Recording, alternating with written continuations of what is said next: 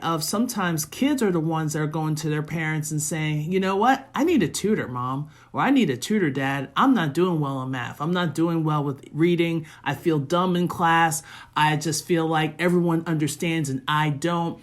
I actually had a teacher come up to me and say, your algebra skills are horrible. I don't know how you got into honors algebra 2. And meanwhile, the student's probably saying, yeah, I don't know how I got here either.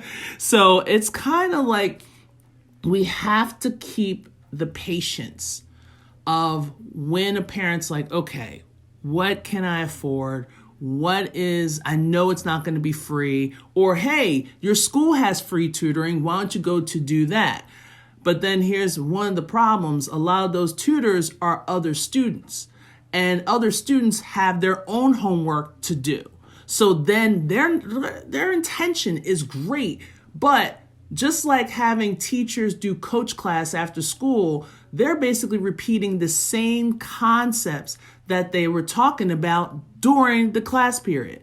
So I can tell you from experience, we as teachers, we love our kids, but we hate coach class because I'm like, dude, I just explained all of this. I broke it down. I did an activity. I spent all this time doing this lesson planning.